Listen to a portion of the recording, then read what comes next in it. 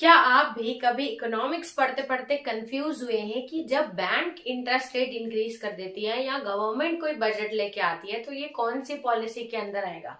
यानी कि देखा जाए कि आपने वर्ड तो सुना ही होगा, मॉनेटरी पॉलिसी और फिस्कल पॉलिसी। अब ये दोनों के बीच में डिफरेंस क्या होता है, आप कभी कभी कंफ्यूज हो जाते होंगे। तो अब ये वीडियो के बाद आपका कंफ्यूजन एकदम क्लियर हो जाएगा, क्योंकि इस वीडियो में हम डिस्कस करने वाले हैं डिफरेंस बिटवीन मॉनेटरी पॉलिसी और फिस्कल पॉलिसी। दोनों के बीच में एक्चुअल डिफरेंस होता क्या है, बहुत ही सिंपल, और अगले 5 मिनट में मैं आपको समझाऊंगी।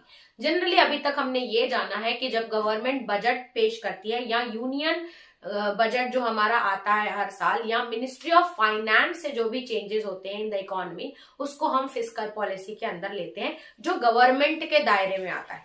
और अगर आरबीआई यानी कि सेंट्रल बैंक ऑफ इंडिया अगर कुछ चेंज करती है मनी सप्लाई, मार्केट में पैसे के सप्लाई को रोकने को या इन्फ्लेशन को कम करने को, बैंक्स या आरबीआई जो चेंज लाती है वो हम मॉनेटरी पॉलिसी के अंदर लेते हैं। अगर आप इतना डिफरेंस याद करके रखते हैं कि गवर्नमेंट के दायरे में क्या है और हमारी आरबीआई के दायरे में क्या है, ये अगर आपको पता है तो ये कंसेप्ट आपके लिए बहुत इजी हो जाएगा।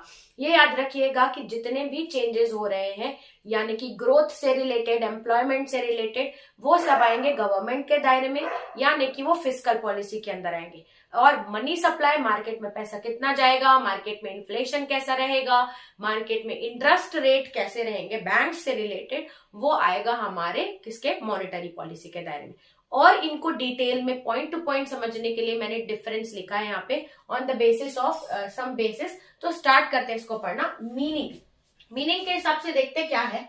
तो ये आपको पता है कि ये फिस्कल पॉलिसी एक पॉलिसी है, ये किसकी है, गवर्नमेंट के दायरे के अंदर आती। क्यों? क्योंकि गवर्नमेंट टैक्स और पब्लिक एक्सपेंडिचर, यानी कि गवर्नमेंट टैक्स कितना लगाएगी और साल में वो पब्लिक के ऊपर खर्चा किसके सेक्टर में करेगी, रेलवेज में, रोडवेज में, पोस्ट ऑफिसेज, टेलीग्राफ, ये सब में, कम्युनिकेशन में जो खर्चा करेगी, टेक्नोलॉजी में जो खर्चा करेगी, एक्सपेंडिचर प्लस टैक्स रेट कितना लगेगा, ये हमारा किसके अंदर स्पेसिफाई होता है, फिस्कल पॉलिसी के अंदर। और अगर देखें मॉनेटरी पॉलिसी के अंदर क्या होता है, यहाँ पे तो टैक्सेशन और पब्लिक एक्सपेंडिचर है, इसमें बैंक कितना इंटरेस्ट ले देंगे प्लस मार्केट में कितना मनी सप्लाई जाना चाहिए, बैंक का इंटरेस्ट रेट क्या होगा लोन देने पे, प्लस मार्केट में कितना मनी सप्लाई जाना चाहिए, क्योंकि बैंक से ही तो मनी सप्लाई जाता है। ये किसके अंदर आता है, ये हमारा मॉनेटरी पॉलिसी के अंदर आता है। ये गवर्नमेंट में के दायरे में है, तो this is controlled by the central bank. ठीक है, एक डिफरेंस को याद रखने से आपको पूरा कंसेप्ट समझ में आ जाता है। अब ना जितना आपने एक पॉइंट में अभी समझा, जो मैंने आपको बताया, यही पॉइंट पूरे डिफरेंस में रिपीट हुए होंगे। जस्ट आपको मेमोराइज करना है या क्लासिफाई, डिफरेंशिएट करना है।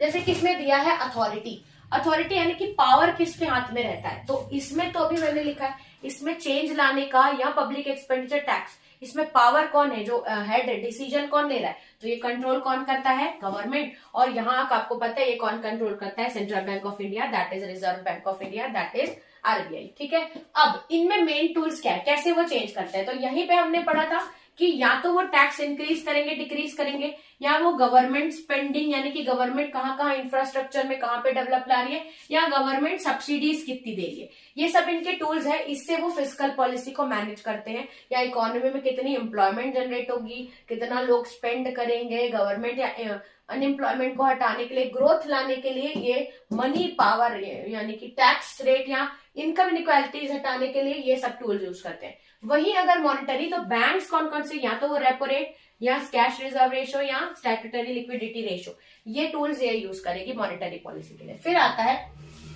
ये मॉनेटरी फिस्कल पॉलिसी या मॉनेटरी पॉलिसी आती है, तो इनका फोकस एरिया क्या रहता है, तो जनरली इनका ना गवर्नमेंट रिवेन्यू और एक्सपेंडिचर, इनका फोकस एरिया क्या है कि गवर्नमेंट कितना स्पेंड करेगी, प्लस गवर्नमेंट कितना स्पेंड करेगी, प्लस टैक्सेस से गवर्नमेंट की अर्निंग्स कितनी होगी, ये इनका फोकस एरिया रहता है।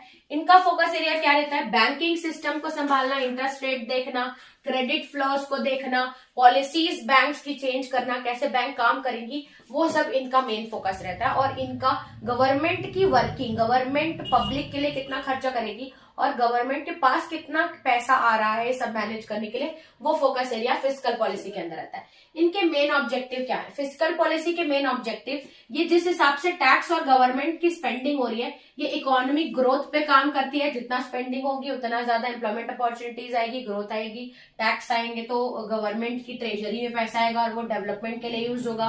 अनएम्प्लॉयमेंट, जितना ज्यादा ये लोग फंड एक्सपेंडिचर करेंगे, खर्चा करेंगे, उतनी एम्प्लॉयमेंट आएगी तो अनएम्प्लॉयमेंट जाएगी। इनकम इनइक्वालिटीज, ये सब ये पब्लिक के वेलफेयर के लिए, ठीक है।